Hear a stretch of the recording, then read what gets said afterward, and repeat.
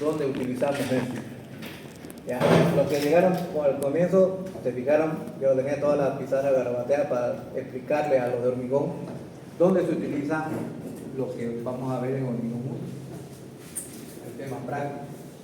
¿Sí? Un repaso hicimos de eso y le puse un ejemplo. Ya después les mostré en el programa que sirve que normalmente usamos acá en Bolivia porque es el único que tiene la norma boliviana. ¿Sí? Y ahí hablándole también es relacionado el tema de las cimentaciones. Entonces, en las cimentaciones podemos ver uno acá, miren.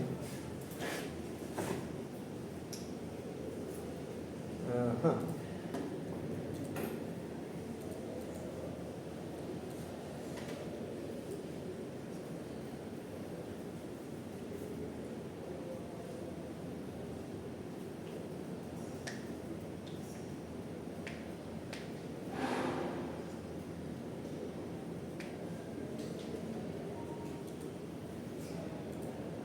Esta es una casa de mar adentro que hace ratito me estaba hablando el dueño.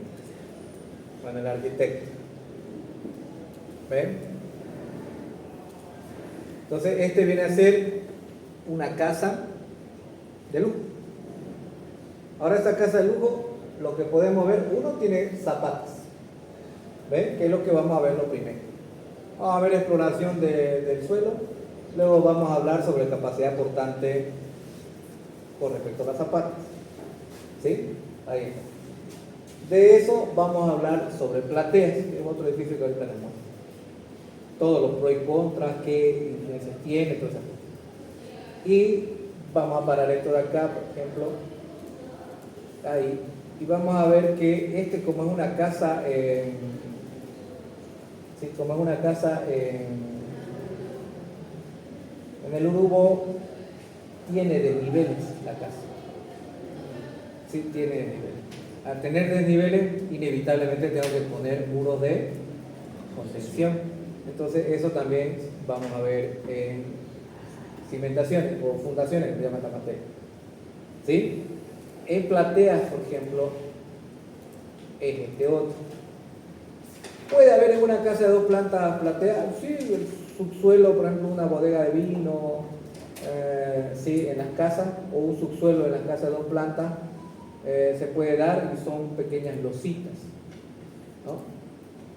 O cuando el suelo es muy malo, ¿no? En este caso, si se fijan, este es un edificio grande que les mostré en hormigón armado 1. Este edificio tiene 8.000 metros cuadrados y lo hemos solucionado con una platea. Ahorita está en predimensionamiento, que es un solo espesor, si se fijan, tiene un solo espesor, que es toda la placa del cimiento. Entonces yo tengo que optimizar, pero eso ya es parte del hormigón armado con un poquito de cimentaciones. ¿Por qué? Porque es la rigidez del cimiento con la interacción con el suelo. Yo tengo que analizar pros y contras que tiene una platea. Una platea puede decir, oh, una belleza, se distribuye muy bien la tensión del suelo, pero veremos en el transcurso del curso, veremos que tiene un contra, que las tensiones se disipan a mayor profundidad, ¿no? Dijimos que todos los cimientos, su capacidad de carga está en función del tamaño, ¿no? La base, el lado más corto. Y ustedes van a decir, esto es pues grande, ¿sí? Tiene como 40 y algo por 30 y algo. Entonces se supone que por eso tiene que tener una capacidad enorme. No es tanto así. ¿Por qué? Porque va a depender de cómo se disipa la tensión en la profundidad de los estratos, y posiblemente más abajo hay un estrato débil, y a ese estrato le está llegando más capacidad de lo que él soporta, por lo tanto la capacidad de la platea se va a reducir para que pueda llegarle un valor adecuado a ese nivel más abajo. Entonces todo tiene pro y contra. Mientras trabaje dentro de sus rangos, el elemento o la tipología va a funcionar bien. ¿Sí? Va a funcionar bien. Entonces, tenemos superficiales, tenemos los aislados que serían las zapatas, los que son una sola placa que serían las plateas, los muros de contención, y nos vamos a fijar en los pilotes, ¿no? Como me han reclamado varias empresas sobre el tema de formación en cabezales y pilotes, sí le vamos a poner más atención este verano. ¿sí? Este verano. Esta materia yo le he dado el 2023, ¿ya? El 2023. Ya el 2024 ya el ingeniero ya volvió, ¿no? Sí, pero él sigue haciendo su... Ustedes pasaron con el ingeniero Monfort, ¿no? ¿Quién es el que da clase? Da Monfort y Coimbra. Ah, el ingeniero Coimbra está dando clases. ¿Hay dos grupos entonces? Oh. Ya. Pero el ingeniero Monfort es el que viene en 6 clases, ¿no? ¿O está bien en todas las clases? No sé. ¿No pasaron con él?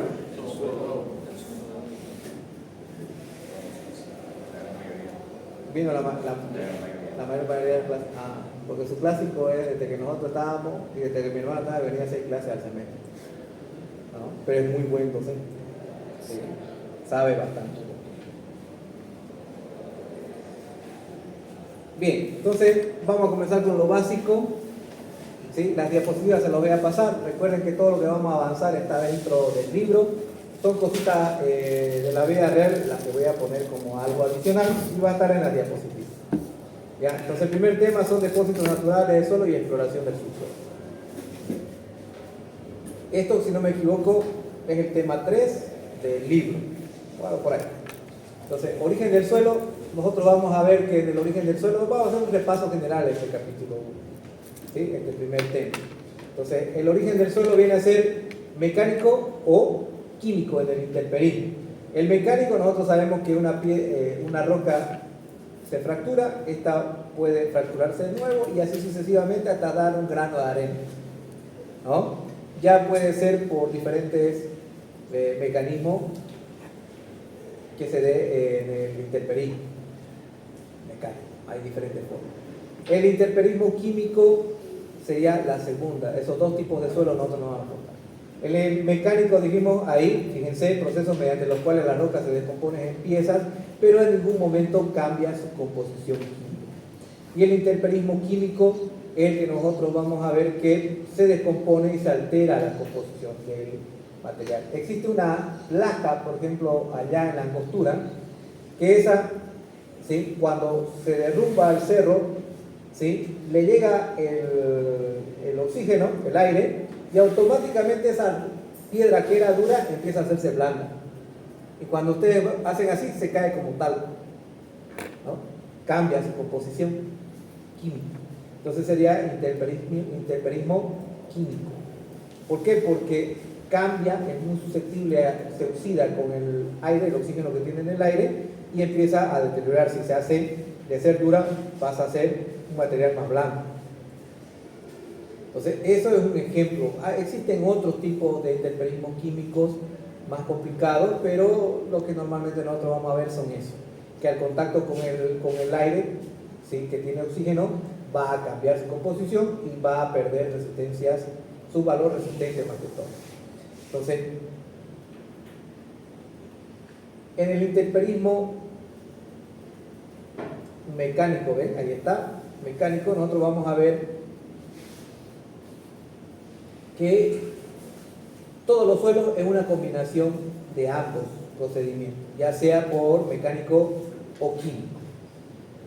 Ahora, los depósitos del suelo ya van a ser aquellos que son transportados y aquellos que son suelos residuales.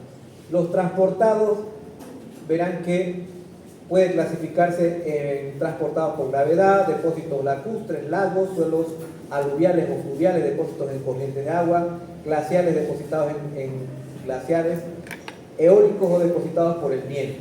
Entonces, los suelos transportados son los que normalmente nosotros vamos a tener. Los depósitos residuales sí hay, pero son más pequeños. ¿Sí? Son más pequeños. Los depósitos residuales, por ejemplo, son en los que el efecto que genera los suelos transportados es más débil que en la generación del suelo. ¿Sí? Entonces, vamos a ver en la clasificación de los transportados uno por uno. En los suelos transportados, los por gravedad, fíjense que son los que normalmente, los que nosotros conocemos son el de los cerros. por las condiciones de intemperismo mecánico y con alguna combinación de químico, como dijimos, la descomposición de las piedras. Vamos a verlo en los cerros. Y este primero, que es suelos transportados por gravedad, se dan por, cuando es muy lento, cedencia, y cuando es muy rápido, se llama deslizamiento. Ahora, en el libro vamos a encontrar esta tabla donde nos dice si es muy lenta, moderada o rápida, cuando dependa de la pendiente. Ahora, fíjense esto de acá.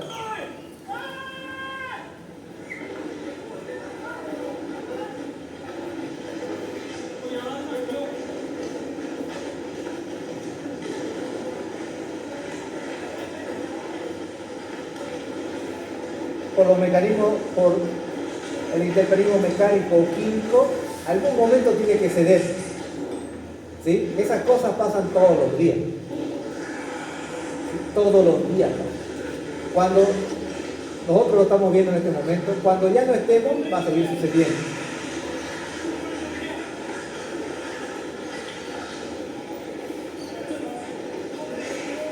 Adiós, cuenta.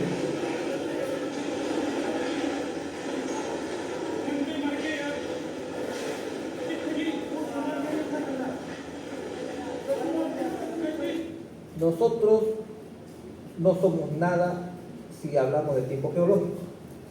Somos un respiro. ¿Sí? ¿Han visto el documental de la edad de la Tierra? La humanidad, si la Tierra tuviera 24 horas, la humanidad representa solo 2 segundos. Entonces somos un respiro.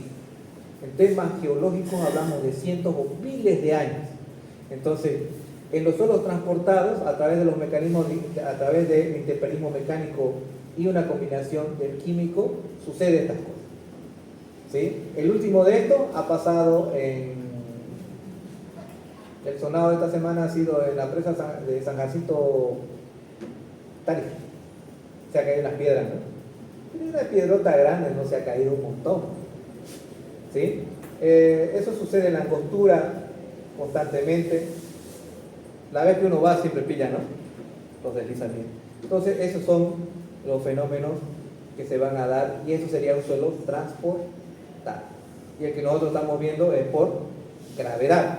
Es bastante sencillo entender de ese tipo. Ahora, en los mismos suelos transportados, vamos a ver los lacustres o lagos. ¿Sí? Ahorita vamos a ver una imagen de esto. Y los depositados por corrientes interconectadas. Entonces, el que nosotros estamos viendo es el que tenemos acá en Santa Cruz, que es por un tema de los ríos. Entonces, ¿han estudiado el tema de socavación en hidrología? ¿Ya llevaron hidrología? Sí. ¿En puentes ven algo de socavación? Ponte más adelante todavía. Más adelante. Bueno, en mi tiempo no veíamos eso, pero socavación. Recuerdo un ingeniero que llegó de mecánica de Instituto Panamericano de Carretera que nos enseñó. Yo estaba en el comentario, ¿no? Pero ahí de Chico me puse 3 días y se entendía bastante. Ya con el tiempo con el libro era así, ¿no? El cálculo de socavación nosotros lo hacemos para socavación general y localizada. La general es cuando el río es por un tema del río, o sea, calculamos la sección, y hay ríos que siempre están turbios, ¿no? Y hay ríos que están claritos.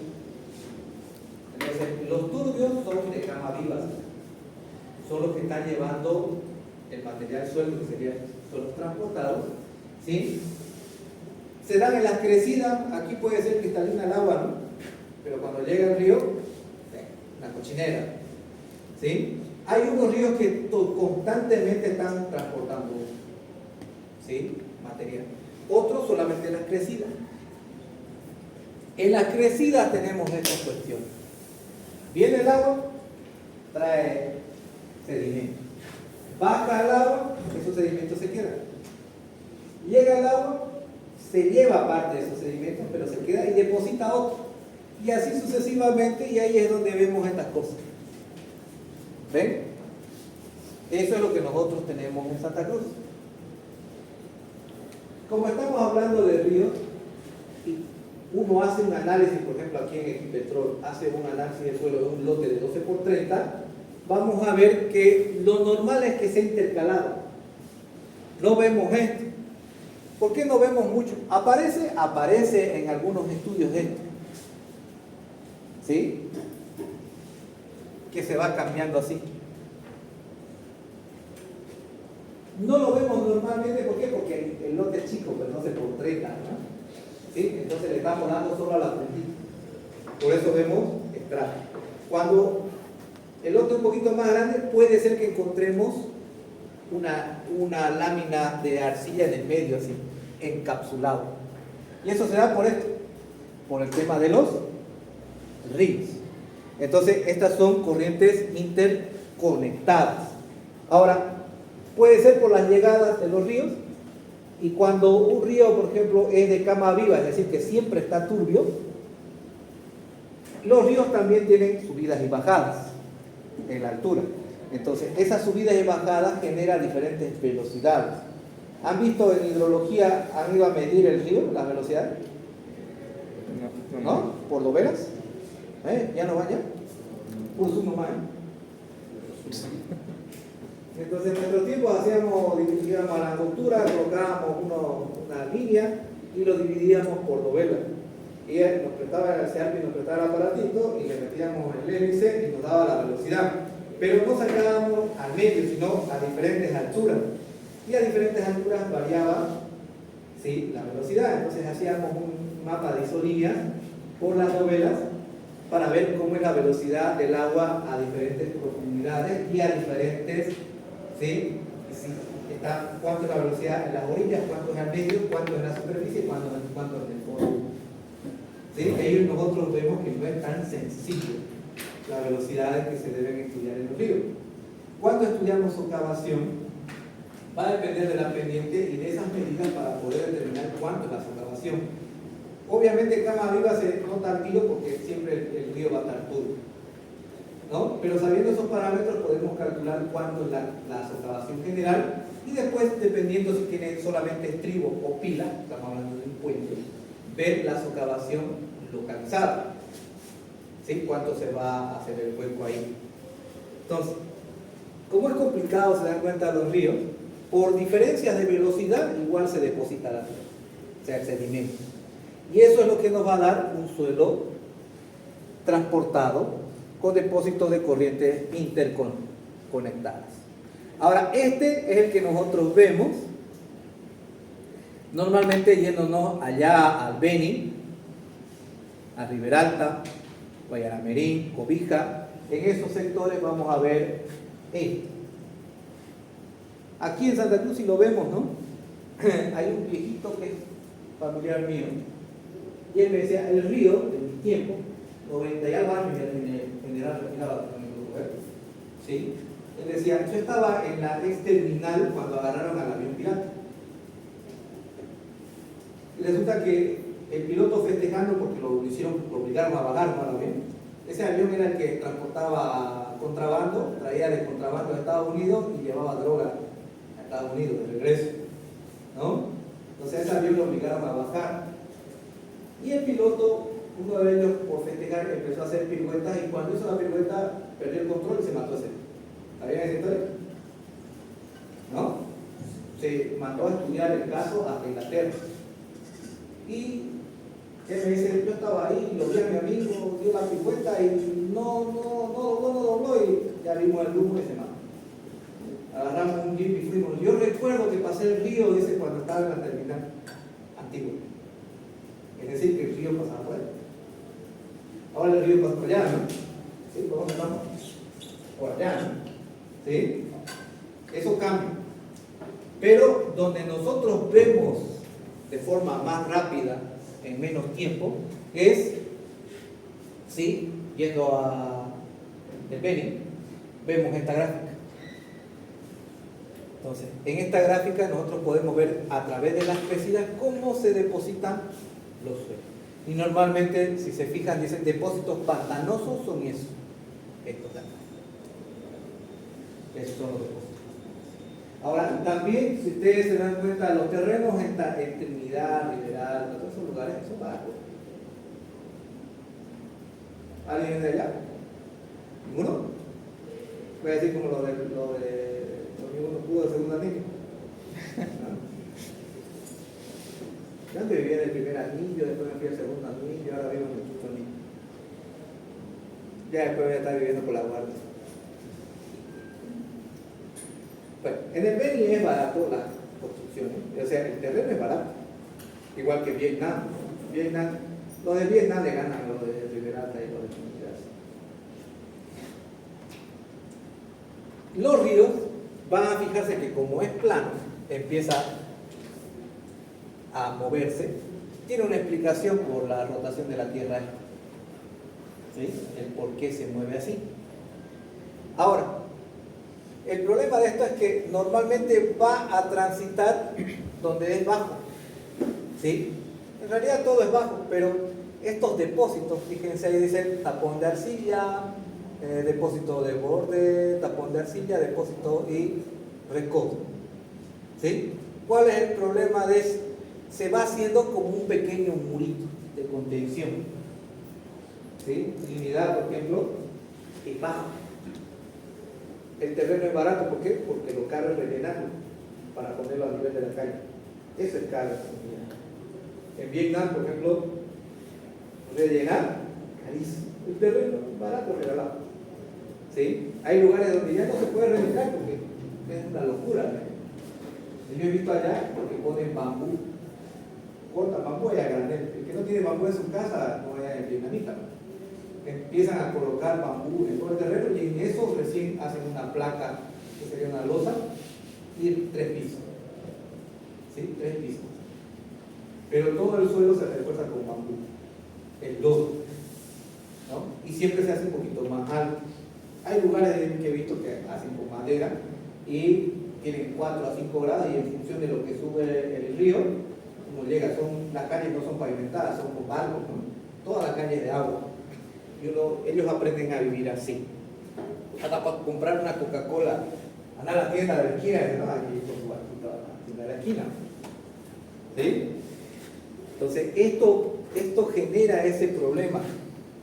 ¿Transporta los suelos? Sí. Nos va a dar un dolor de cabeza a la hora de hacer la cimentación. ¿Por qué? Porque el suelo es malo. Fíjense que dice, la mayor parte de estos dice depósito pantanoso. Por eso cuando a ustedes les toque liberar la actividad, el suelo es malo. ¿Por qué? Porque están al lado de los ríos. Y esa situación va a tener. Por eso los del Beni dicen, no, tú sos de Santa Cruz, no entiendes cómo funciona el Beni. Sí, uno no entiende por qué, porque es otro tipo de suelo. Y su suelo es bien malo. ¿Hay soluciones? Sí, hay un montón de soluciones.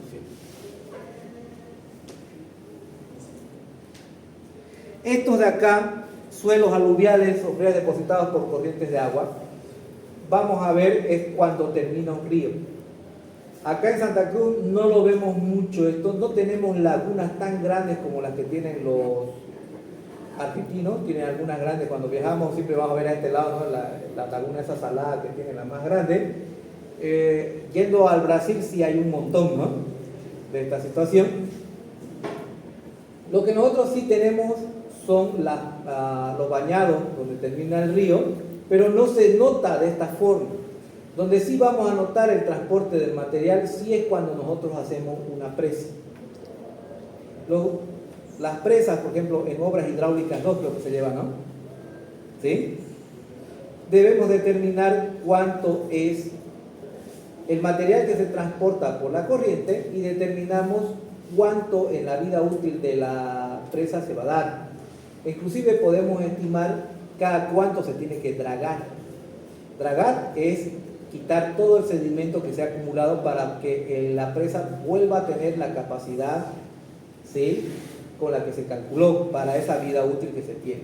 Es difícil calcular esto, ¿sí?, porque va a depender del desgaste de kilómetros y kilómetros de río y de las laderas. Por eso muchas presas tienen una vida corta, en forma prematura se reduce su vida útil. ¿Por qué? Porque resulta que estimamos los valores del suelo transportado, que es lo que estamos viendo acá, ¿sí?, y después Resulta que ese sector no era el crítico, sino más abajo en el recorrido de otros kilómetros más arriba, ¿sí? Se peló el cerro o llegó a ese estrato donde es más fácil de que se socave, entonces el material empieza a venir en mayor cantidad. Eso lleva a juicios, eso lleva a trabajar con las dragas, y las dragas no son baratas. ¿Por qué? Porque nosotros hablamos en millones de metros cúbicos de almacenamiento en las presas. Entonces son miles de metros cúbicos que tenemos que sacar de material cuando tenemos que hacer el dragado. ¿Ven? No es barato, es caro. Entonces, este tipo de suelo hay, ¿ven? Y donde nosotros tenemos que tomarle atención va a ser en estos casos de obras hidráulicas. ¿Listo?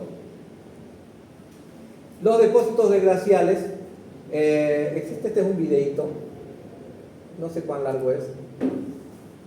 Hola y bienvenidos a mi canal Geología y Minerales. Hoy quiero compartir con ustedes un video sobre geomorfología y la historia incompleta en forma triangular en los valles laterales de un glaciar. La potencia erosiva de un glaciar depende del espesor del hielo. Por lo tanto, en un glaciar con varias ramificaciones, el curso principal del hielo, o sea, el de mayor grosor o espesor, profundizará más su valle que el resto de sus afluentes. ¿Han escuchado bueno, en Argentina se van a ver lo que se rompe un glaciar, ¿no? Famoso, ¿no? ¿Sí? ¿Qué se llama ese lugar? Siempre me invitan, pero yo no quiero ir porque es caro ese lugar. Caro y con ganas. Bariloche. ¿Sí? ¿Cuál es el lugar? Entonces, cuando es invierno, el hielo crece. Cuando pasa invierno, el hielo retrocede y ese glaciar se rompe. Y toda la gente va a mirar eso. Hasta los canales de la Argentina están todo el día mirando esos canales, ¿no? Entonces, se ve en qué momento está rompiendo uno por uno y cuando se rompe el misterio, ¿no? Siempre están transmitiendo. Todos los años transmiten cuándo se va a romper. Entonces, ¿qué es lo que hacen? Los glaciares avanzan y retroceden. Ese proceso hace que, ¿sí?, rocas, hemos dicho que es por interperismo mecánico y químico, se suelten. Esas mismas rocas se empiezan a mover con los glaciales y van arañando los suelos menos resistentes que la misma roca. Y eso empieza a rasgar, ¿sí?, y a descomponer el material y trasladarlo, ¿sí? Hasta por ese contacto se rompe la misma roca y se hace más pequeña. Pero eso es lo que va a generar, ¿sí?, este tipo de suelos. En el video completo se ve como en la misma piedra se ven los arañazos de las piedras que han pasado por encima. Cuando el hielo ha crecido, ¿sí?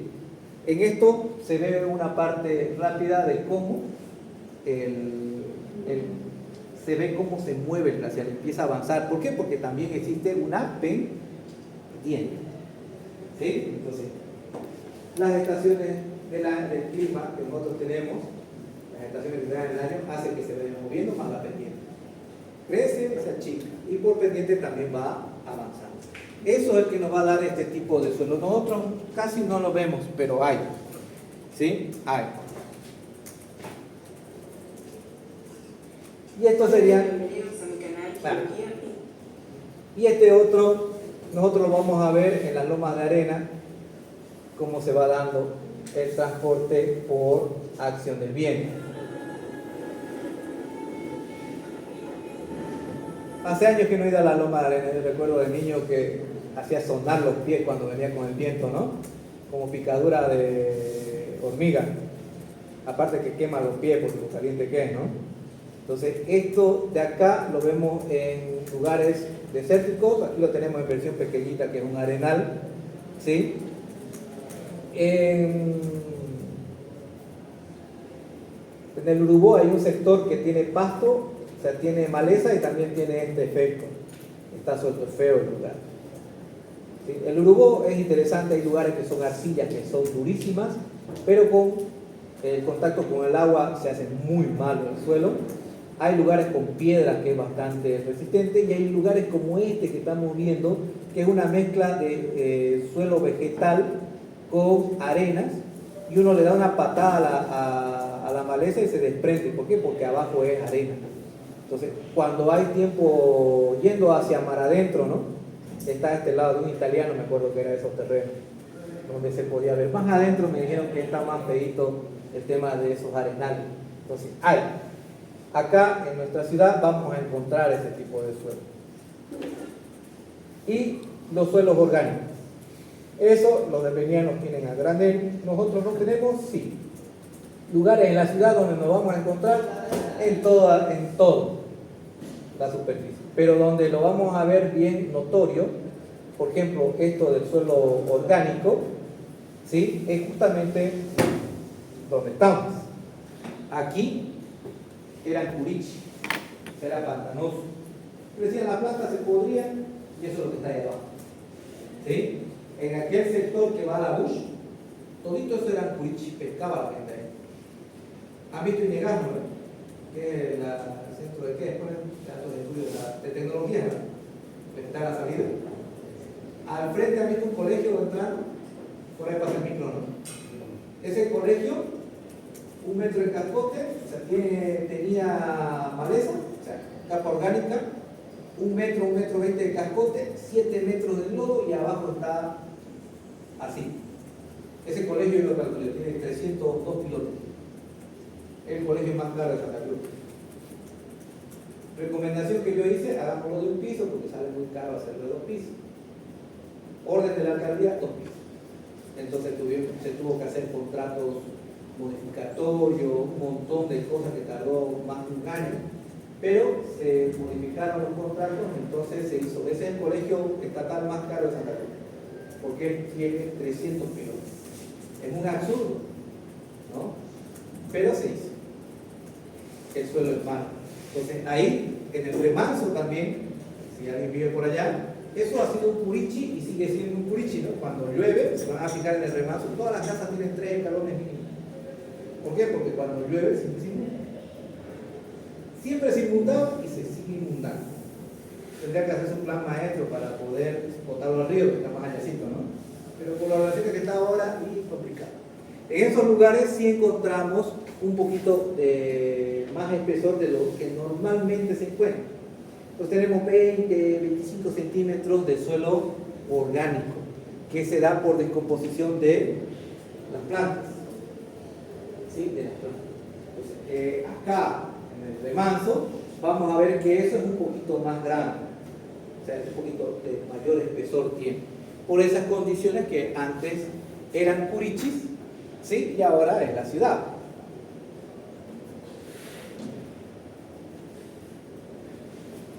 La exploración subsuperficial, ¿no? Para el proceso de identificación de los estratos de depósitos subyacentes bajo una estructura propuesta y características físicas de que se refiere a una exploración, vamos a hacerlo fácil, ¿sí? Cuando nosotros hacemos una mecánica de suelos, vamos a hacer una exploración. Con esa exploración, ¿qué es lo que tenemos que hacer? Seleccionar el tipo y la profundidad de la cimentación adecuada para una estructura dada. Es decir, que cuando yo le digo a la empresa, hágame un pozo, él me tiene que preguntar su proyecto de cuántos pisos es. Si a la empresa que contrato no me pregunta para cuántos pisos es, ya estamos mal. ¿Por qué? Porque en función de cuántos pisos es, el técnico especialista que va a hacer la exploración ya tiene que darse una magnitud del tamaño de los cimientos o el tipo de cimiento, para decirme si está bien lo que estoy pidiendo o recomendarme lo que sea adecuado. ¿No? Va a hacer pichanga, ¿sabes qué? Hacerme 2 pozos de 5 metros y tengo uno de 4 pisos. ¿Me va a bastar los 5 metros? No. Si él me dice, belleza, ¿dónde es? Estamos mal. Él tiene que preguntar. Entonces, fíjense, dice selección del tipo de profundidad de la cimentación adecuada para la estructura dada, evaluar la capacidad de soporte de la carga de la cimentación, estimar los asentamientos probables de la estructura, determinar los problemas potenciales de cimentaciones, por ejemplo, suelos expansivos, colapsables, rellenos sanitarios, ¿sí? Determinar la ubicación del nivel freático, predecir la presión lateral de tierras en estructuras con muros de contención, establecer métodos de construcción para cambiar las condiciones del suelo. Técnicamente lo que nosotros vamos a ver. Entonces, el primero que vamos a ver es evaluar la capacidad de soporte de la carga de la cimentación. Para eso nosotros tenemos que saber qué tipo de estructura es. Si es una de 2 pisos va a ser zapata, ¿cierto? Entonces tengo que estar pensando en cómo voy a calcular la capacidad portante de esa cimentación, que sería la zapata. Si va a ser unos 4 pisos, 6 pisos, puede ser platea. Entonces yo, como la platea, sé que la platea, la tensión se disipa a mayor profundidad, por lo tanto le diré, no basta con 5 metros o con 8 metros, tenemos que hacer 15. ¿Por qué? Porque tengo que saber a mayor profundidad en la exploración qué características tiene ese suelo, para poder determinar adecuadamente la capacidad portante de esa platea. Si él me dice, tengo un edificio de 10 pisos, el técnico especializado en esto tiene que saber que con 10 pisos ya es un pilote, ¿cierto? Y tiene que establecer, los que están ahorita factibles son los de 40 centímetros o de 60 centímetros, o los de Incotec de 22 centímetros o 33 centímetros. ¿Sí? Entonces, lo que más se usa son los de 40, 50, 60, dependiendo de la magnitud. Por su longitud, las empresas normalmente hacen, y eso vamos a hablar ahorita de años. ¿Sí? Yo estoy dándole los datos de cómo piensa el técnico. Entonces 10 pisos por lo menos son pilotes de 12 metros.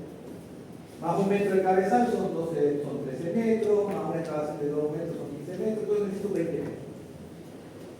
¿Se dan cuenta? Tienen que saber qué tipo de estructura es para ver cómo se va a evaluar la capacidad, porque si es una estructura pequeña son zapatas, que es lo que nosotros vamos a ver.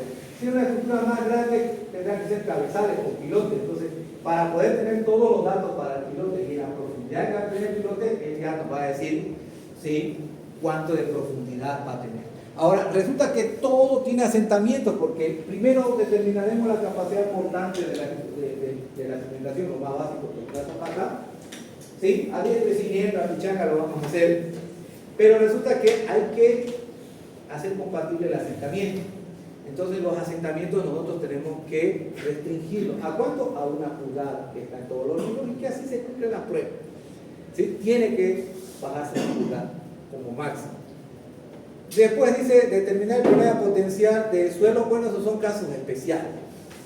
¿Sí? Son casos especiales. Determinar la ubicación del nivel freático, eso es necesario porque el nivel freático va a cambiar las condiciones del cálculo de la capacidad portante de los diferentes tipos de cimentaciones que nosotros planteamos.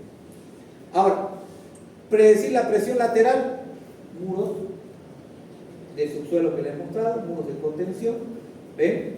Entonces necesito, ¿qué tendría que tener ahí? Cohesión, ángulo de fricción, peso específico, para poder determinar con las formulaciones cuánto es el empuje, range, dimensión y demás.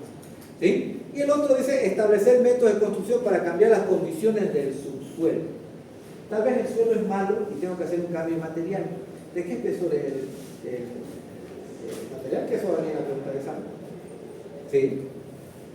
Es un clásico, todo el mundo nadie sabe responder eso y está pichando. Establecer el método de construcción para cambiar. Los informes de mecánica de suelo dicen mejorar, el suelo es malo, tensión admisible, adoptar 0,7. Si se hace mejoramiento del suelo, adoptar 1,2 y más abajo de recomendación.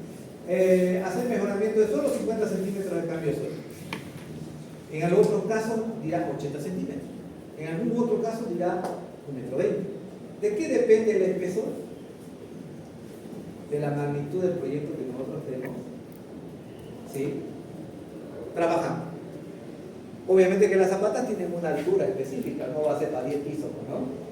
¿Sí? Aunque el año pasado me tocó un proyecto de una señora que fue un ingeniero, mire, le hice calcular a un ingeniero y me cobró $350 por un edificio de 10 pisos. A todos. $350 me ha cobrado el ingeniero. Está mal, señora, muy barato. Sí, pero le dije que tiene que llevarlo a la sociedad de ingenieros a probar y ya desapareció el ingeniero. Ya no me contesta el teléfono. Con zapatas en la 10 pisos. Recuerdo que un módulo de la universidad, también por allá, ¿no? Comentando de enfermería. ¿Enfermería no? Odontología. Odontología. Con zapatas, ¿Por qué eso con zapatas si son 6 pisos? El suelo es malísimo, porque este es un cubichito, ¿no? Es que si le cambiaba ¿Cuánto te da tu mecánica de suelo? Ah, me sale 1.2 la zapata. ¿Por qué no le has puesto eso? Es que lo dejé con 2 y 3 porque si no se hace muy grande el cimiento, me decía, el calculista. ¿Crees que eso es todo? ¿Sí? Se tuvo que rearmar todo el proyecto. Y eso precisa hacer un pilote. ¿Ven? Entonces, el conocimiento ya había, pero ahora llega a extremos, especialmente en los edificios grandes. Por eso vamos a estudiar piloto. ¿Sí? ¿Por qué? Porque en las construcciones de los edificios vamos a ver un punto en el que muchas empresas nos dicen, utiliza mi billeta y te voy a dar un porcentaje. Y te presentan mi billeta. Yo recuerdo, tenés una obra grande, me han dicho, ah, sí, llévame pues. No, no tienes plata, al filo te van a pedir. No, no importa, llévame. No seas así, viejo, llévame. 2 pasajes, pagó de tu camita a Cancún, estaba de moda. Recuerdo aquí en Equipetrol, cuando estamos haciendo el primer papayón, que está en Equipetrol, en San Martín. Llévame, te regalo 2 pasajes a Cancún. Si vos solo me llevas, solo presentame al dueño y yo te regalo los 2 pasajes. No, yo no sé. A mi prima te la doy porque la llevé, me acuerdo. De Sucre, ingenieros. Y es mi amigo de años. Ese fue los primeros días que lo conocí, hasta su prima lo conocía. Yo viajo todo el tiempo, asqueado de mí. Yo viajo, sí, pero no paseo, ¿no? Del aeropuerto al hotel, del hotel a exponer, de exponer al hotel a cenar, y al día siguiente tempranito agarro otro avión de otra ciudad y hago lo mismo, y un día cada ciudad. Recién me cambió a 2 días para descansar en cada ciudad, ¿no? Entonces la viajada no es bonita. Te regalo una portátil, igual de plata, ¿no? Se dan cuenta, por solo ir a presentarlo al dueño. Entonces, muchos de ustedes se van a topar con eso, que las empresas le dicen, utiliza mi producto y te voy a dar un porcentaje. Entonces, los pilotes también andan por ahí. Los billeteros siempre han sido así. Los vendeferas de las losas casetonadas, las comeferas que son una charla de peluqueros, también ofrecen eso. Todos ofrecen un porcentaje. Pero hay puntos en el que ya llega a límites donde ya roza lo peligroso. ¿Sí? Y la situación actual en los edificios grandes, los costos de diseño son muy bajos. Al ser los costos de diseño muy bajos, yo no calculo edificios grandes. A mí me gustan esos que les he mostrado de 6 pisos. Hablo con el dueño de la empresa o con el arquitecto que es amigo del dueño que está haciendo el proyecto.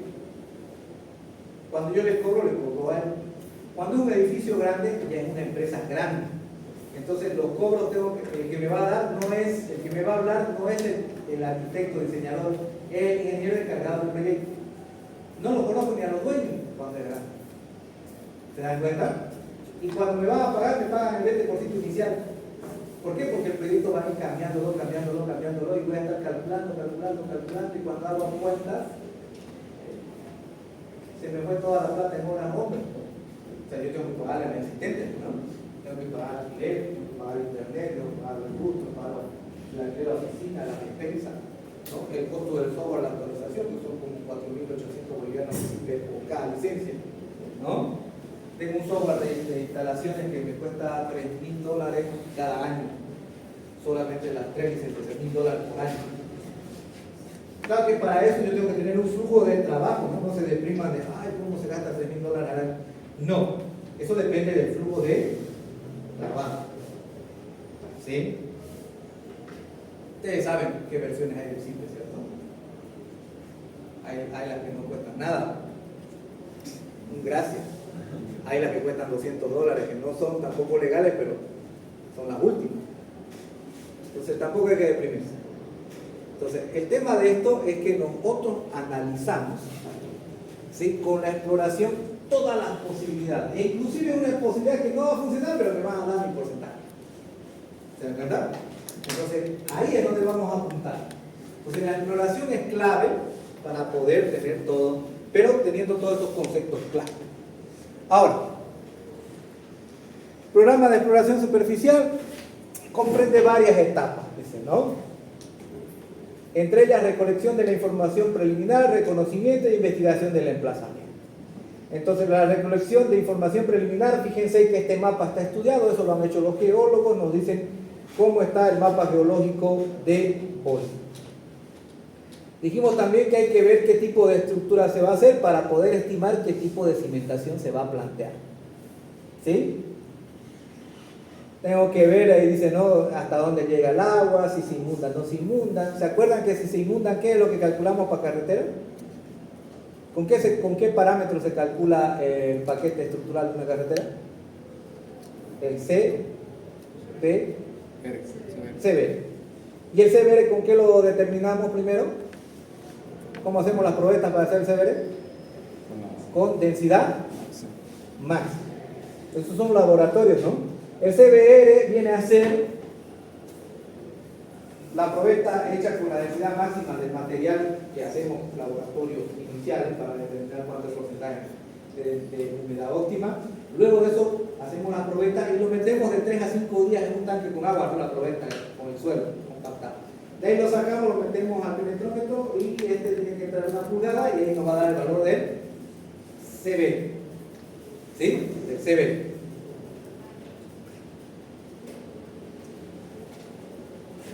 Entonces, yo necesito, ¿sí?, tener el tipo de estructuras que se va a hacer para poder determinar qué tipo de fundación va a ser.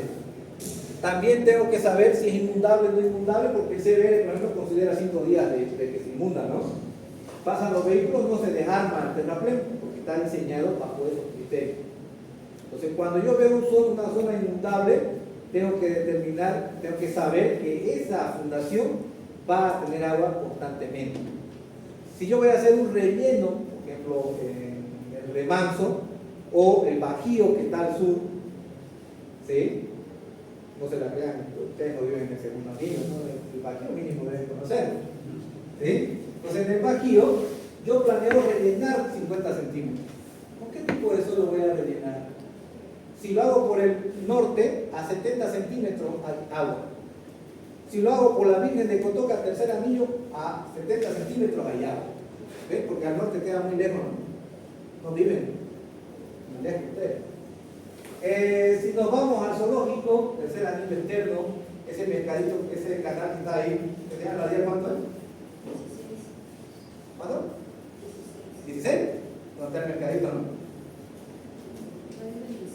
26, ¿no? Sí. Ahí a 70 centímetros hay agua. ¿Qué es lo que se hace? Ahí ya no podemos irnos abajo, porque si hay agua tenemos que abatir para poder hacer cimiento. Entonces tendemos a rellenar para colocar la zapata encima de esa. Entonces yo tengo que prever si es inundable el sector, no es inundable. Toda esa información está ahí en la recolección preliminar. ¿Sí? Pareciera un montón de trabajo, pero un ratingo se hace la cosa. Por eso yo le estoy dando la referencia, ¿no? El bajío, ¿sí? El zoológico, les voy dando datos porque sucede eso, ¿no? Hasta preguntando al vecino. Hasta la construcción que está más adelante, yo puedo ir de chismoso, de curioso, así. ¿Cómo está esa construcción?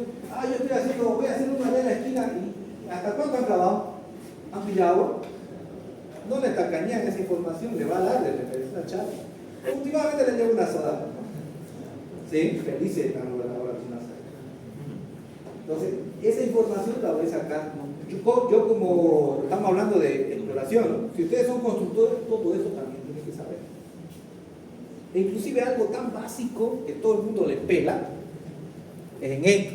Cuando a mí me piden diseño en BIM, que es lo que nosotros hacemos ahora, y veo el plano, con solo ver el plano ya yo me decepciono. Porque el arquitecto que pide en BIM no tiene idea de cómo se construye, igual hay ingenieros que no tienen idea, hace esta situación.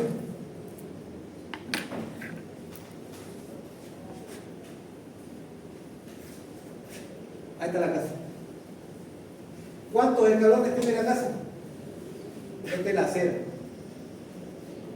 Se supone que yo tengo que sacar un tubo bendito pluvial de acá. Este tubo tiene que tener 0,5% de pendiente.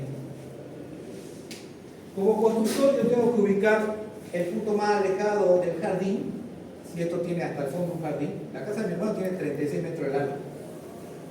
¿No? Y le digo, ajá, belleza, ¿cuántos escalones le vas a poner? Y el ingeniero civil, constructor, ¿no?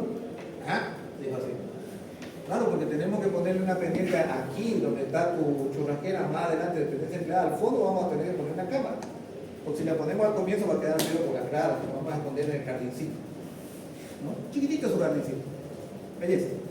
De aquí vamos a partir con un tubo de 4 pulgadas, porque de 4 es el que se pone. ¿Y a qué distancia vamos a llegar? Llegamos debajo de la calle. ¿Qué es lo que tenemos que hacer entonces? Tenemos que levantar. ¿Qué tipo? Aparte voy a ver si la zona es inundable o no. ¿Cuántos escalones le voy a poner? Entonces el arquitecto que sabe construir, el ingeniero que sabe construcción, va a decir, arquitecto, no puede ser una, tiene que ser con un escalón más, porque necesito sacar el tubo pluvial hacia allá. Puedo hacer salto hidráulico, que esa ya es otra materia, ¿cierto? Podemos hacer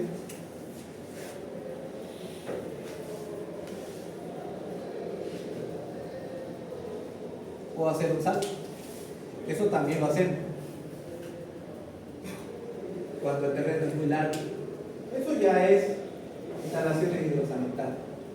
Que se juega con tubos a presión, ¿sí?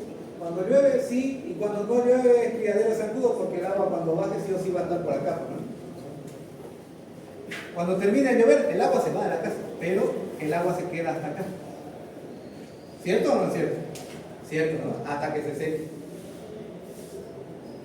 Todo tiene pro y contra.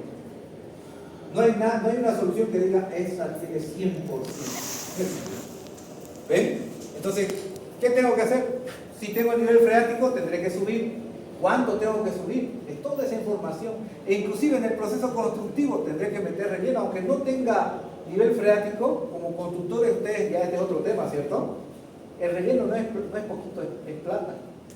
Y ustedes le tienen que dar la sorpresa al dueño. Miren, ¿sabe qué? Se le hace $5,000 más el relleno.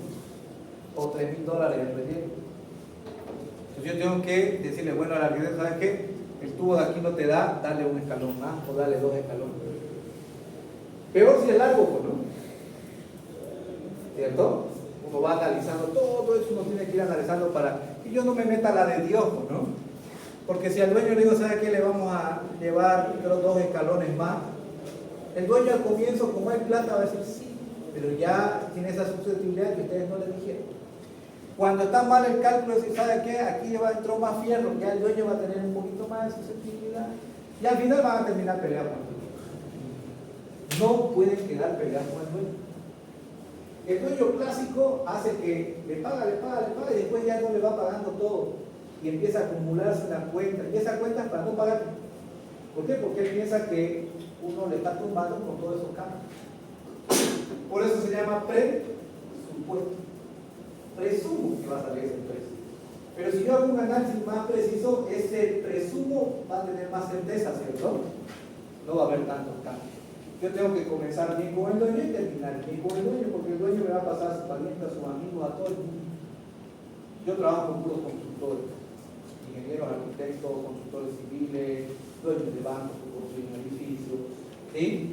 El constructor va recomendando su trabajo. Obviamente que también tiene que estar con un precio de mercado adecuado, ¿no? Para que le llamen. Pero la calidad de su trabajo hace que le vayan llamando y llamando y llamando.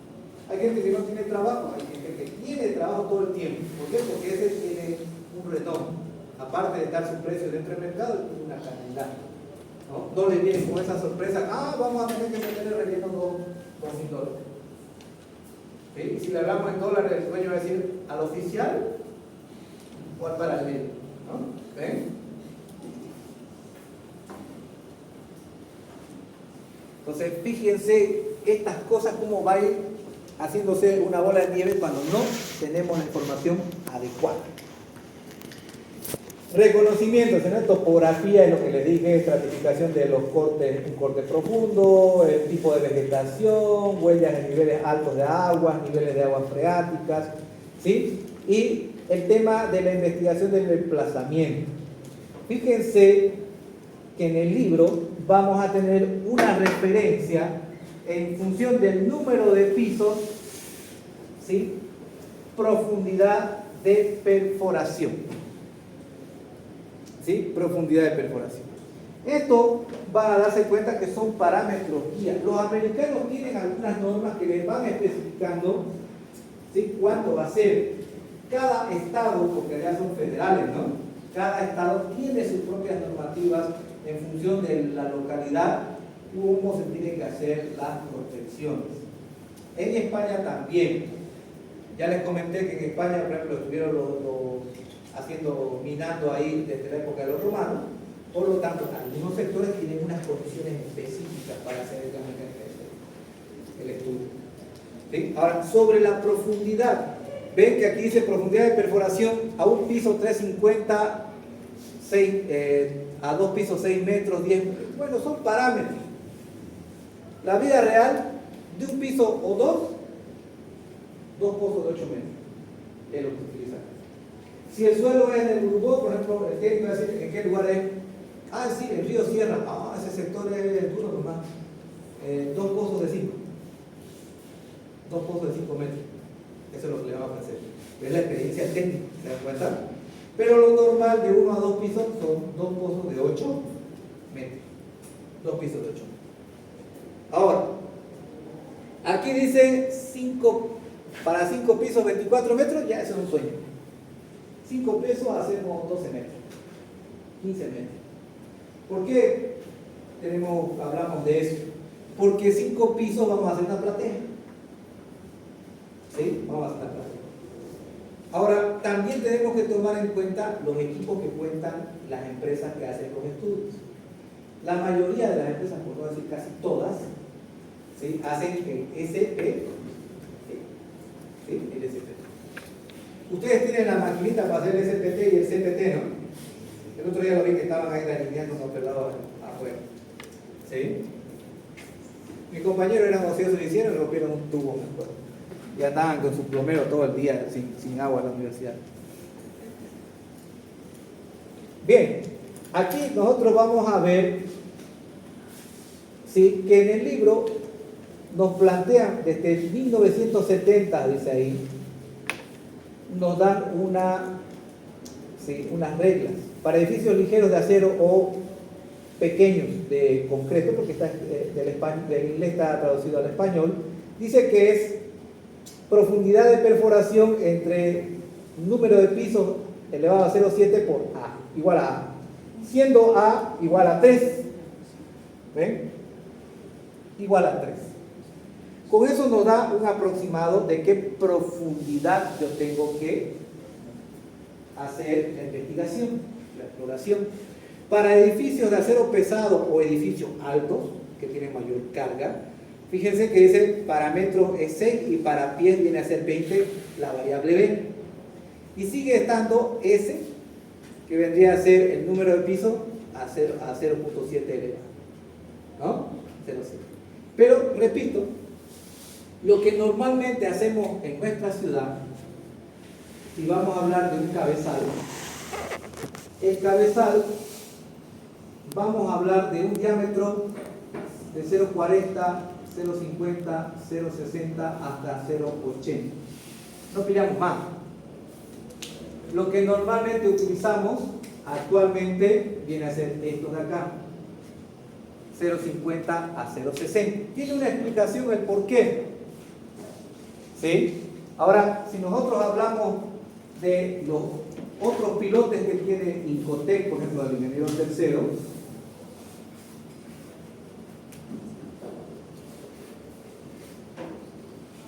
.36, son más delgaditos. ¿Sí? Estos de acá los hacemos con CFA. Y estos de acá, después ya lo vamos a ver detallado cuando hablemos de piloto. ¿Sí? Ambos sistemas, ¿sí?, son correctos.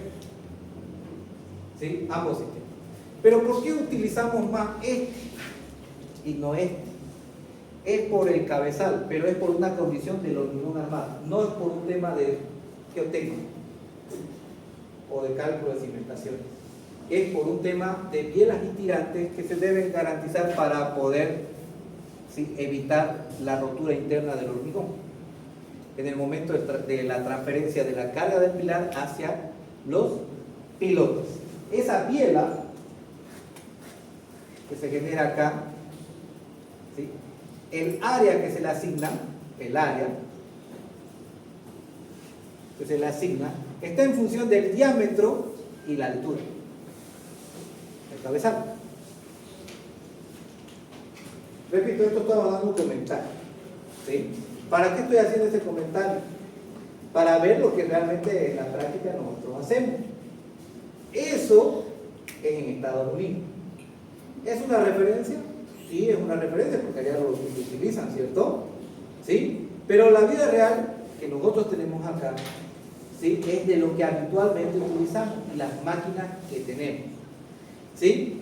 El FDP es un tubo, estos son pilotes con gran desplazamiento o de gran desplazamiento, que esa máquina mete el tubo y la fuerza que requiere la máquina para meter el tubo ya le puede decir cuánto de capacidad va a tener ese piloto.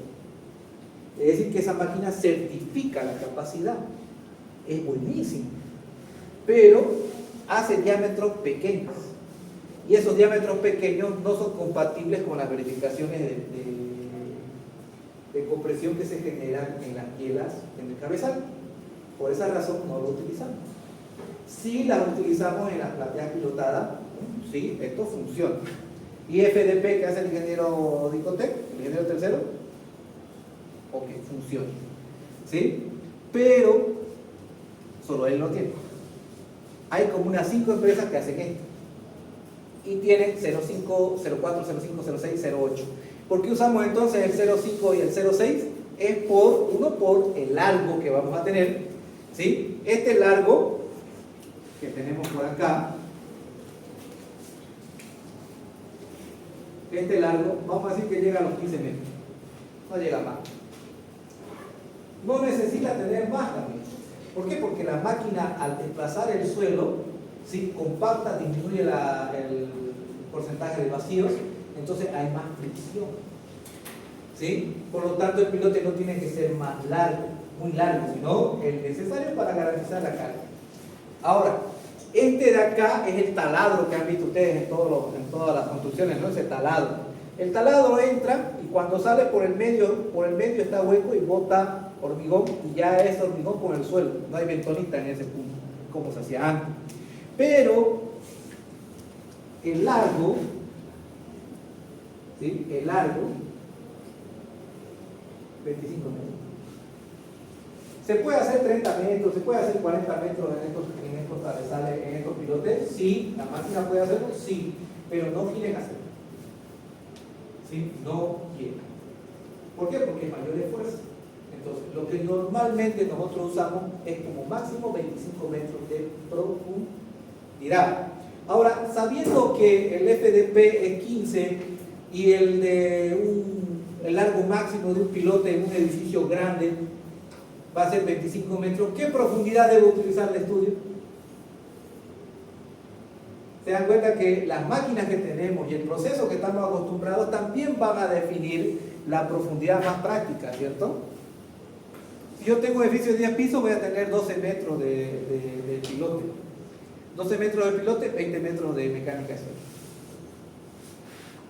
Si yo voy a tener 25 metros, irónicamente no quieren hacer más de 30 metros lo de mecánica de suelo. ¿Por qué no quieren hacer 20 metros? Uno quiere, no necesita más de 20 metros.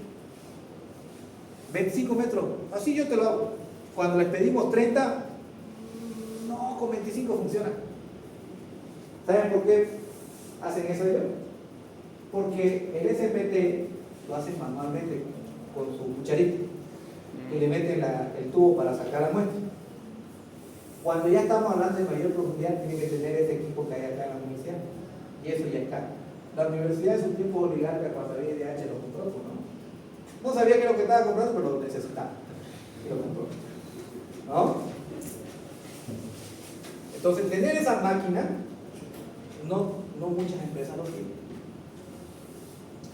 Entonces, cuando uno les pide mayor profundidad, ¿pueden hacerlo? Sí, si le pedimos 60 metros lo van a hacer. hacer, pero tienen que alquilar otra máquina y los precios cambian.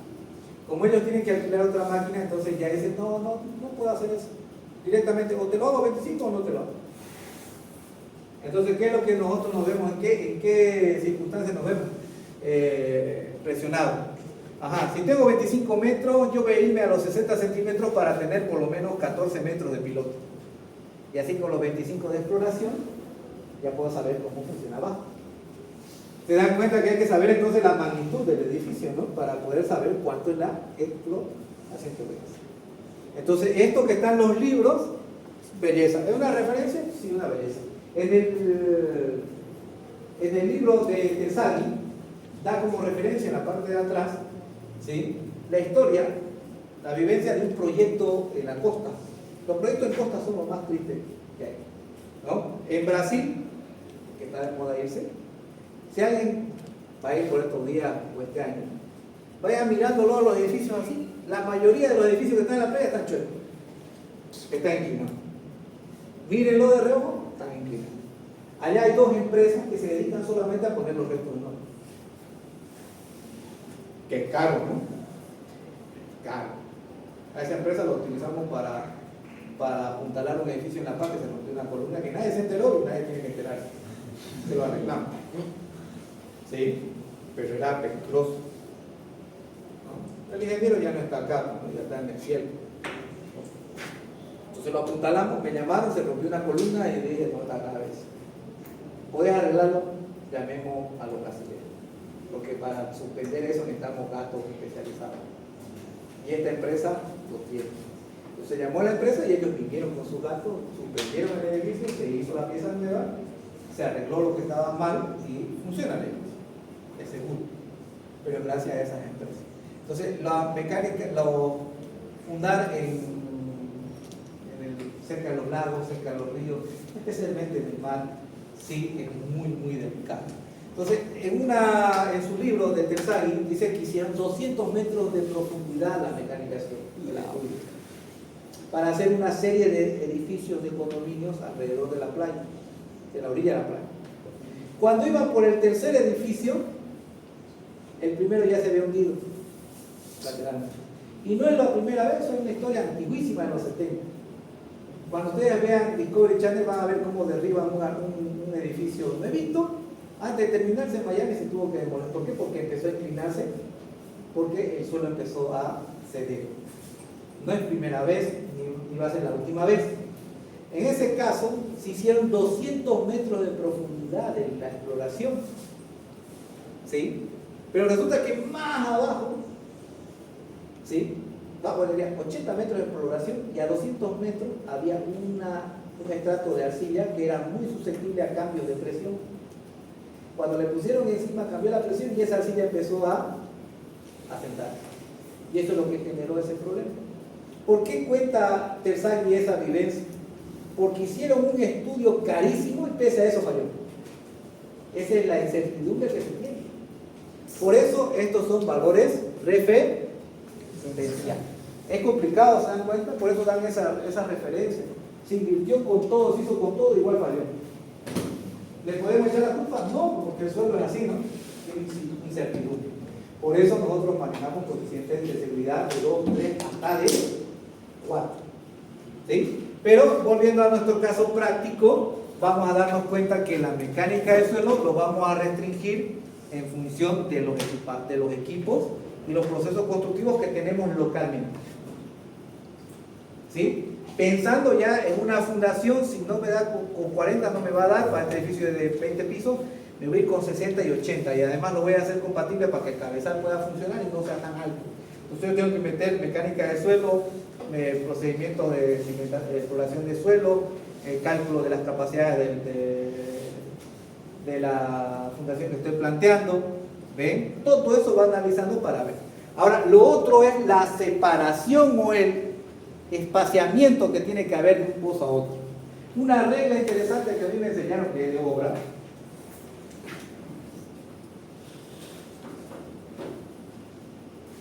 Ahí. Es que yo tengo que hacer un pozo aquí y un pozo aquí. Otro me va a decir, ingeniero, porque uno en la esquina. Hagamos uno aquí y otro aquí. ¿Qué es lo que se hace? Lo que se hace es, yo quiero uno aquí y yo quiero otro aquí. Ahí. ¿Sí? ¿De cuántos metros? De 15.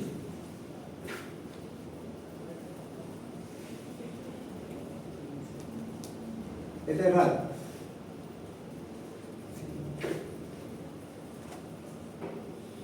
Cerrado.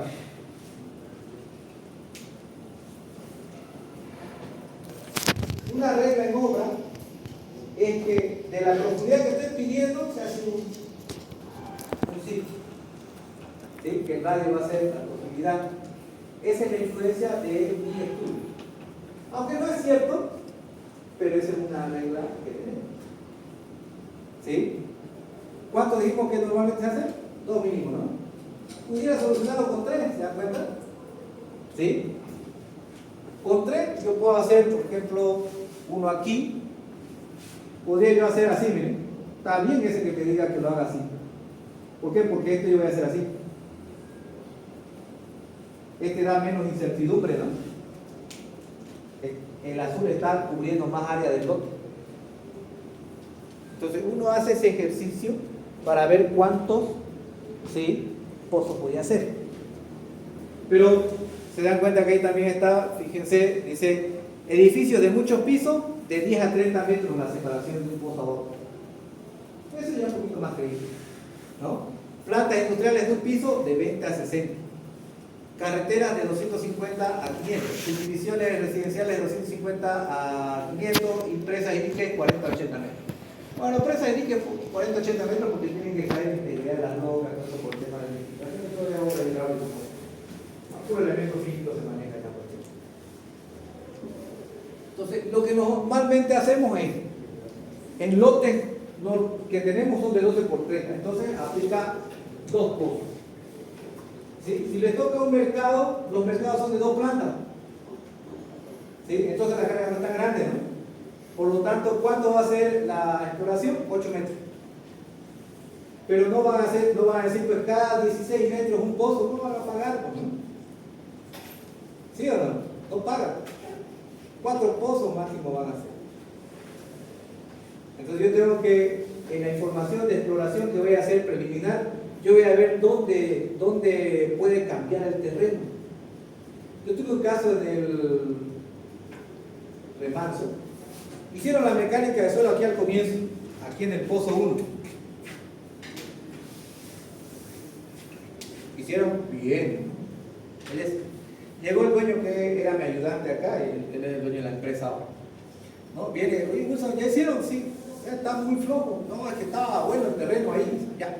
¿Ya terminaron? Sí. Le compramos soda porque sigan trabajando, porque ese es esfuerzo físico, el SPT, ¿no? ¿Sí? Ya. Aquí, vamos a hacer el segundo. Aquí. ¿Metieron? Se hundió. Y se asustaron. ¿Qué pasó? Vámonos más atrásito. Un poquito más. Vámonos más adelante. ¿Qué pasó? Ahí comenzaba el cuiche. Este era la orilla. Y aquí en el medio del terreno comenzaba el cuiche. Era un dilema porque era malísimo. ¿Ven? Entonces uno tiene que, en función de eso, mínimo voy a poner 4 pozos, 6 pozos, 8 pozos en un mercado. En una escuela puedo poner 4 pozos. Pero si yo pillo una variación grande, pues tendré que aumentarle los pozos, ¿no? Decirle al dueño que hay que aumentarlo, hay que aumentarlo. ¿Ven? Entonces, ¿puede variar ya sobre la marcha? Sí, puede variar. Porque me puedo pillar que aquí estaba bueno y aquí estaba feo. ¿Saben un lugar que es horrible? El 7 Calle. Es lo mismo que el cubichi que tenemos allá, donde está la escuela. El 7 Calles es cascote y hasta abajo, casi hasta 13 metros de profundidad tiene el lote.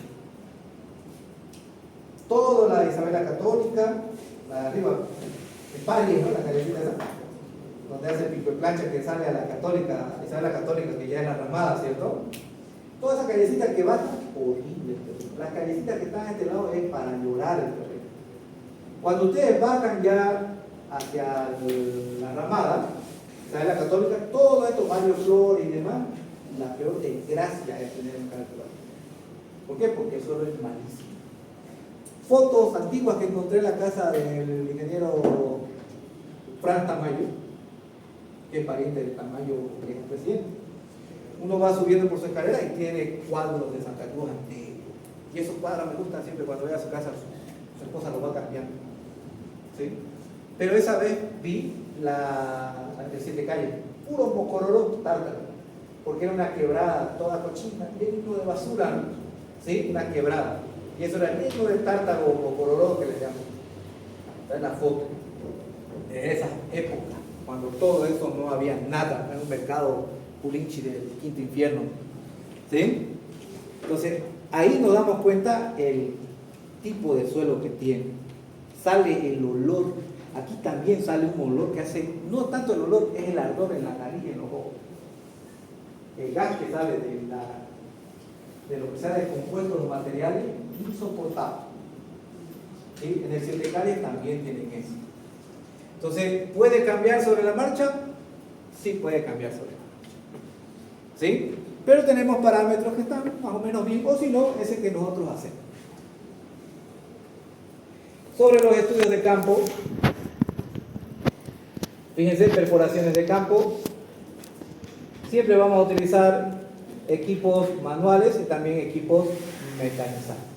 Lo que normalmente utilizamos son los manuales. ¿Sí? Los manuales. Ustedes deben, al comienzo uno se emociona, yo quiero hacer edificios grandes, ¿no? ¿Sí? Los edificios grandes no salen todos los días, ni todos los meses. Y además le he dicho que todo el mundo quiere hacer edificios y se baja los pantalones técnicamente. ¿Sí? Baja. Hay 2, 3 ingenieros que se dedican a acaparar. Son conocidos. Pero su política es acaparar, le ponen 12 centavos de dólar al metro cuadrado. ¿Por qué creen que hacen eso? Es una forma de vivir. O sea, tienen 30.000 metros cuadrados de edificio a 12 centavos y agarran unos 10 edificios de eso. Es plata igual. Pero es una bola de nieve. ¿En qué se basa eso? Que ustedes van a salir y van a ir de pasante y trabajan gratis. Como el proyecto se va cambiando, él calcula basura, entrega basura. Sobre un proyecto que no se va a hacer. ¿Sí? Ya él se cansa, se va, llega el otro compañero, él va a trabajar 6 meses gratis, le vamos a dar el edificio que ya cambió, le vamos a decir, pásate lo que hizo el otro, y va a entregar otra basura de trabajo. ¿Cuánto estoy gastando? 1.000 luz, porque no le estoy pagando nada. ¿Sí? Por eso cobro una miseria, pero esa miseria es plata también. ¿Sí? 20.000 dólares por edificio, el 10 edificios que haga en un año son 200.000. Que me gaste 50 en su soda, alquiler y demás, me queda 150.000. ¿Quién gana 150.000 al año? Acaparando. ¿Se dan cuenta que es negocio? ¿Ven? Pero hay un punto en el que ese negocio se hace una bola de nieve. Muchas veces esos proyectos fracasan, la mayoría. No son viables. ¿Por qué? Porque el diseño es muy extravagante, como el Cuarto Anillo y la Roca Coronada. ¿Han visto el lote ese, no? ¿Se acuerdan que cuando tumbaron los árboles, los monitos salieron, se hizo un escándalo, ¿no? ¿Sí? Ese proyecto es un comercial al estilo de Panamá, no ni siquiera de Panamá, de Corea del Sur, vamos a decir así. Unas luces de 24 metros, así unas cosas curvas. China podría decir, porque los chinos están más adelantados que los coreanos. Ahí sí hay que proyectar. Unas luces gigantes de una señora, la Sindicato de Comerciantes Sur se llama esa empresa. Yo lo vi el proyecto primero. Todo el cálculo era una basura. El último cálculo que se hizo también sigue siendo una basura. ¿Por qué? Y eso que ya cambió. El primer cálculo lo hicieron hacer en el Perú, porque del Perú son ellos. Los hablaron allá, aquí le dijeron que esto está mal hecho. Y en el Perú hacen basura también, ¿se dan cuenta? ¿Por qué hacen basura? Porque saben que ese proyecto nunca se va a hacer. Porque es demasiado pretencioso, demasiado caro. No se ajusta a nuestra realidad. ¿Han pasado por el Ventura 2? ¿Quinto anillo? ¿Han visto el sembradío de columnas, capaz? ¿Han visto el Ventura 1? ¿Han visto la distancia de las columnas que tiene? ¿Cuál de los dos tiene más distancia entre columnas? ¿El Ventura 1 o el Ventura 2? El 1, ¿no? Entonces, ¿qué es lo que ha analizado el arquitecto? que los comerciales en otros países, la distancia son 18 metros para hacer un comercial. Pero en este pueblo sale muy caro. Por lo tanto, el Ventura 2 se ha parametrizado a menos distancia en los columnas. ¿Para qué es eso? Para hacer algo más viable. Entonces, el cálculo estructural de esta gente que acapara hace eso. Calcula y le entrega basura porque saben que es una basura de proyecto. Le pagan un 50% de esa basura en plata. Y queda media. Si me reclaman, usted no me pagó todo. ¿Ven? Es un círculo vicioso, ¿no? Pero cuando ya el proyecto se pone serio, unos paseños o gente del exterior lo va a diseñar. O la misma empresa que va a construir lo va a diseñar. A mí me llega ese tipo de proyectos. 1 al año, 2 al año. Yo cobro 3 hasta 5 veces más que el que calculó primero. Y me pagan. ¿Por qué razón me pagan? Porque ya hay la intención de construir, que hay plata. Lo que yo les cobre es nada comparado con la cantidad de dinero que ellos ya piensan gastar. ¿Ven? Nos vamos a gastar 21 millones de dólares en ese edificio, que incluso nos cobre 30, feliz, ¿no? ¿Sí? Y además le vamos a pagar en Sandía, en Somier, me ofrecieron pagar la otra vez. Las empresas grandes. Y yo dije, ¿qué es Somier? Iluminarme con eso, yo he hecho una cama, me salió una cama. Tengo 3.000 ladrillos, tengo una cama y tengo lámparas, ¿cuál de esas querés? Una empresa grandísima me ofrecía una cama a cuenta de pago de una portería. ¿Ven? Son miserables, ¿se dan cuenta? Y ponen en subasta quién da menos para que se lo aplique. Eso los ingenieros deberían intervenir, ¿no? Pero una vez que vengas. Entonces, nosotros debemos apuntarle ¿a dónde? A lo que hacemos todos los días, las casas de 2 plantas. Por ejemplo, en los puentes. ¿Ustedes creen que vale la pena estudiar puentes lanzados por la DICE? Sucesivos como el que se ha hecho último acá en el Uruguay. ¿Cuántos puentes esos tenemos aquí en la ciudad?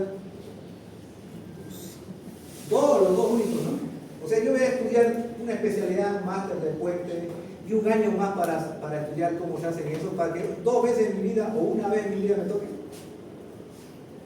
El que vende el software de puentes dice que por cada puente lanzado por la DICE sucesivo se hacen 1000 puentes de vigas. ¿Cuál debo estudiar? ¿Volado sucesivo o puente de vigas? Puente de vigas. ¿A qué debo apuntarle entonces mis diseños en estructura, en construcción? ¿A los edificios grandes? ¿A las casas de 2 plantas? ¿A los de 6 pisos? Yo tengo que apuntarle al que se hace como bancos, ¿no? Sí, y estar también dentro del precio del mercado. Hacer bien mi trabajo y estar dentro del precio del mercado. Haré casa de 2 plantas, haré de 3 pisos, haré de 4 pisos. Si le apunto a 5 pisos, ya estaré hablando de 1 año y medio, 2 años de trabajo. Los inversionistas también analizan cuánto tiempo es la construcción, cuánto riesgo, cómo se va a comportar el país, todo eso. Entonces, hacer un edificio grande tarda 3 años en construirse. En diseñarse son de 3 a 5 años para decidirse a construir. ¿Sí? Entonces, no es tan negocio, ¿no? Negocio es cuando yo cierro un trato un precio adecuado para que valga la pena calcular mi edificio. Entonces, cuando a mí me llaman es porque ya quieren construir, no quieren diseñar. Cuando van a diseñar, o sea, el precio que yo les doy es un loco. ¿Sí? Inclusive me llega de segunda mano y dice, oye, ¿cómo se puede cobrar por esto? Tanto. Yo recuerdo un edificio grandísimo que me entregaron, ¿cuánto? Decirle 50.000 euros. Ya, belleza. Le habían dicho, sí, te vamos a cobrar $120.000, 55.000 en efectivo y lo demás nos da un departamento. O sea, él quería un departamento de ganancia, quería los 55 para pagar. ¿Qué dijo el dueño? Y no. ¿Por qué? Porque ya le subió el precio. ¿Y saben qué es lo más triste? Ese era uno de los constructores que quería adjudicarse el edificio. Por querer ganar en el cálculo se quedó sin la obra. Ese es tonto, ¿no? Varias veces le he dicho. 3 obras le han quedado solo por querer ganar donde no debes ganar. ¿Ven? Entonces, si se cierra bien un trato, bien, belleza, se puede hacer. Pero lo normal es apuntarle al que sale todos los días. Y el que sale todos los días sale hasta 6 pisos. Y ahí estamos hablando de que puede ser zapatas, puede ser platea, y también no está de más calcular los pilotos, ¿no? Ahora, en los medios manuales vamos a ver que las perforaciones lo hacemos con eso, una forma manual. Muy pocas veces vamos a ver en nuestras obras que se utilicen máquinas para hacer la mecánica de suelo. Después de obtener, fíjense acá, de hacer la exploración, obtenemos muestras. En esas muestras, ¿qué es lo que nosotros tenemos que hacer? Análisis granulométrico, determinación del límite líquido y plástico, gravedad específica, determinación de contenido de humedad, clasificación de suelo. En la clasificación de suelo sería para el tema de carreteras, ¿no? El límite líquido y plástico, también carreteras, que se usa bastante. No es que las cimentaciones estén libres de utilizar esos valores. La granulometría, también el tema de carreteras, y además se utiliza para poder hacer la clasificación del suelo, ¿no? Eso es lo que inventó en solo dos, ¿no? ¿O solo uno? ¿Solo uno? Sí, determinación de contenido de humedad, gravedad específica lo necesitamos para la mecánica de suelo, el ángulo de fricción lo necesitamos para la mecánica, para el empuje del terreno en los muros. ¿Ven? Entonces, después de hacer la exploración, necesariamente tenemos que pasar a los laboratorios con esas muestras y poder obtener esa información adicional. Ahora, con respecto a la exploración, el SPT. ¿Ven? El SPT lo que se hace es, por ejemplo, lo primero que utiliza es este, ¿no? Para acabar. Cuando ya el técnico ve que está cambiando el suelo, hay un suelo nuevo, cambia de color, o él tiene la mano ya para ver eso, ¿no? Traigan la cuchara. Ya en la cuchara estamos hablando de el SPT. Y esa es la cuchara de Terzaghi. Fíjense que está bonita ahí. En realidad está toda carachosa, apoyada, ¿no? La que utilizan ellos. ¿Por qué? Porque le han dado piedras y demás. Las corrigen, sí, las golpean y las biselan de nuevo, no pasa nada. Pero normalmente no está en buenas condiciones el que se utiliza. Normalmente. Estamos hablando de la boquita esta, ¿no? Esa boquita. Toda carachosa. Se supone que para dar valores adecuados tiene que estar íntegro. La vida real no es así. Ahora, cuando metemos con los golpes específicos que se da, ¿sí? Entra todo, se saca la cuchara, se desenrosca y se saca la muestra. Esa muestra que nosotros sacamos con el SPT viene a ser alterada, ¿sí? Con esa muestra alterada sí podemos hacer las mecánicas, los estudios de granulometría, ¿sí? Clasificación de suelo, contenido de humedad. Ahora, dígame, el ángulo de fricción, ¿hacen ustedes análisis aquí en el laboratorio para el ángulo de fricción del suelo? ¿Quién se acuerda? ¿Para la cohesión han hecho el estudio? ¿El triaxial? ¿Les dejan usar esa máquina ahora? Porque antes nadie la tocaba. Porque nadie sabía cómo se usaba. ¿No lo sabe? No lo sabe. Les explican cómo funciona, ¿no? Ya. Es que pasa que para utilizar esa máquina yo tengo que tener una muestra no alterada para que salgan valores coherentes. Entonces fíjense ahí que para que sea una muestra no alterada, dice que este índice, ¿ven? Relación de áreas tiene que ser menor al 10%, igual o menor al 10%, para que esa muestra se declare muestra no alterada. Y esa muestra no alterada la tengo que llevar a esa máquina para hacer, ¿sí?, el ensayo. Pero resulta que con las especificaciones de la cuchara de Terzaghi yo tengo 111.5%. Entonces 100% alterada. ¿Para qué me sirve entonces? Para hacer clasificación, granulometría, porcentaje de humedad. ¿El ángulo de fricción hacemos estudio en laboratorio? No. ¿Cómo lo obtenemos? Con una correlación. La cohesión, correlación. Muchos de los parámetros que nos dan los estudios de exploración son con correlación.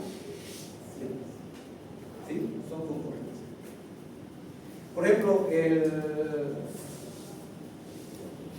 el coeficiente de balasto. El coeficiente de balasto lo vemos en ferrocarril. para poder hacer el paquete, ¿no? Porque el balasto amortigua. Pero eso es un ensayo diferente, que ese es el balasto que se utiliza en ferrocarriles o en carreteras. ¿Sí? El balasto que nosotros utilizamos el coeficiente de balasto que utilizamos para fundaciones se hace directamente sobre el nivel donde va a estar el cimiento y se hace con una placa de 30×3, un pie cuadrado. Se coloca la carga y ese pie cuadrado tiene que entrar una pulgada. Siempre va a ver que todos los estudios están a una pulgada. Se coloca la carga y esa placa se hunde en una pulgada, ese es el valor que tiene de coeficiente de balasto, pero eso no lo hacemos. Todos esos valores que estamos diciendo, ángulo de fricción, cohesión, coeficiente de balasto, modo de elasticidad, modo de corte, todos esos que tienen son correlaciones. ¿Sí? Correlaciones. Entonces, las muestras que sacamos acá son alteradas, pero sí nos van a servir para esos otros parámetros. Pero muchos de ellos van a ser a través de correlaciones. ¿Existe otro tipo de estudios? Sí. Que sería el CPT. Eso hacen ustedes acá, ¿no? ¿O no? ¿Ya se gastaron las varillitas en las cabecitas o no? ¿O no hay dónde comprar? Yo recuerdo que cuando compraron la máquina, el ingeniero Ortiz estaba ahí y estaban con las varillitas. Metiendo al lado de donde está el kiosquito del medio, de los dos módulos, el de civil relativo, a un ladito estaba no me vengan a hacer traer. ¿No? Esa varillita entra y se perdió. Por eso ya no se hace, hay que comprar las piezas. Son consumibles, ¿no? Entonces, en función de lo que va penetrando esta punta, ¿sí? Si se dan cuenta, no saca muestra, va entrando. Como la pieza está estudiada, ¿sí? A través de la resistencia que llega, ¿sí? Resistencia a la punta del cono, puedo determinar qué tipo de material es. Eso es lo que nos da el CPT. ¿Nos da parámetros más fiables en algunas cosas? Sí. Pero no voy a obtener una muestra en sí, sino que es a través de una punta que está estudiada, ¿no? La forma de la punta está estudiada, por lo tanto, en función de la resistencia que tenga esta, nos va a dar unos parámetros de qué tipo de material es. ¿Ven? Es lo mismo que les dije, ¿no? Con el CPT, el FDP empieza a torsionar el equipo para poder meter el tubo y en función de la resistencia que tiene entre el tubo y el suelo ya determina qué capacidad portante del pilote va a tener. ¿Ven? A través de correlaciones se van dando, que son semiempíricas, porque la mecánica del suelo está semiempírica. ¿El ingeniero de suelo 2 qué se llama? Pérez, ¿no? Pérez. El ingeniero Pérez tiene una formulita que lo hizo famoso, años lo hizo famoso esa formulita. La tensión del suelo para él es número de golpes entre 10, aquí en Santa Cruz. Y si es nivel freático, ingeniero, número de golpes entre 12. Es una correlación que él ha determinado a través de sus 40 y pico años de experiencia que tiene. ¿Y es válido? Sí, es válido. ¿Por qué? Porque es una correlación que él ha determinado acá en Santa Cruz en función de la cantidad que ha hecho de mecánica de eso.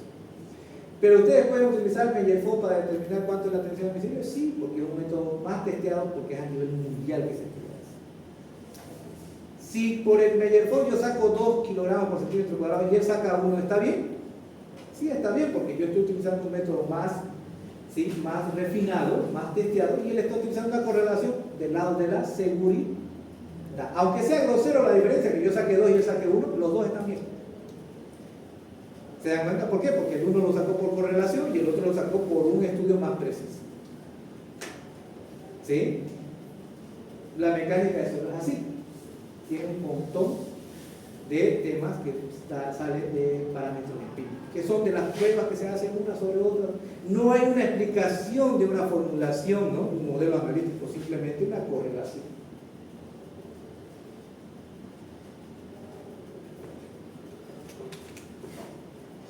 Bien, software que hacen estas cosas, que son la exploración. Los temas que vamos a ver, fíjense, ahí cimentación de capacidad última, es lo que vamos a ver la siguiente mañana. capacidad de cargas última de cimentación superficial, casos especiales, que son suelo resistente, suelo débil. Cimentación es capacidad de carga de asentamiento, que vamos a tomar en cuenta el asentamiento ya de la estructura, de la cimentación. Esos son los temas que vienen por delante, ¿sí? Y veremos que tenemos un software de tantos que hay, que este es el económico, viablemente económico para nosotros. Vienen por suelto, alrededor de 380 euros cuesta estos software, ¿sí? No son caros, 380, si lo compran en Navidad está en 150 euros, así, en liquidación. Vienen en 5 idiomas, es italiano este software, pero viene en español. ¿Y qué es lo que hace? Yo recuerdo que un ingeniero dijo, quiero hacer uno de doctor de estructura, de mecánica solar. Ustedes que programan bien, quiero hacer un programita para hacer mi informe de mecánica solar. Ah, belleza, ingeniero. ¿Y cómo quiere hacer así? Y mi compañero ya lo estaba programando y cuando yo llego me explica. ¿Y para qué? Pues si hay un software que hace eso, 150 euros cuesta ahorita, estamos en Navidad. Y el ingeniero ya no quiero saber. ¿Y se lo compró? ¿Ven? O sea, ya vienen dados. Entonces, estos no son caros, hay otros sí que son caros. El Plaxis, por ejemplo, para hacer estudios ya, integración sobre estructura, $50,000. ¿No?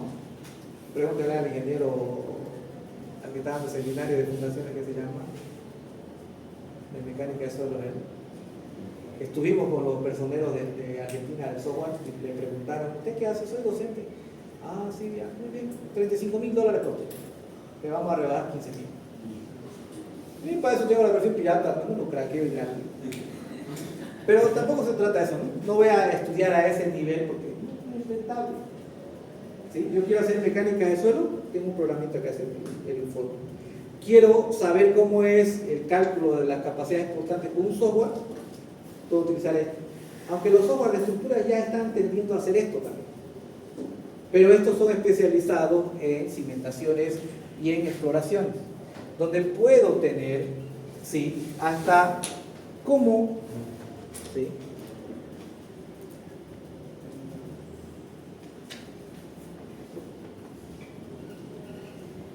fíjense, este es un pequeño GIF, ¿no? Entonces, ahí puedo colocar los estratos, colocar el tamaño del cimiento, la separación entre ellos, y puedo tener, ven, el bulbo de presiones, que podré ver en función de la profundidad cómo va la dispersión de las tensiones, la disipación de las tensiones. Eso lo vamos a estudiar, manualmente se puede hacer.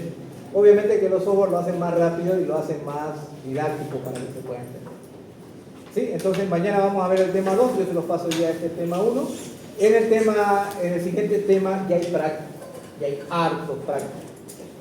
¿Sí? Los exámenes están en función de los prácticos.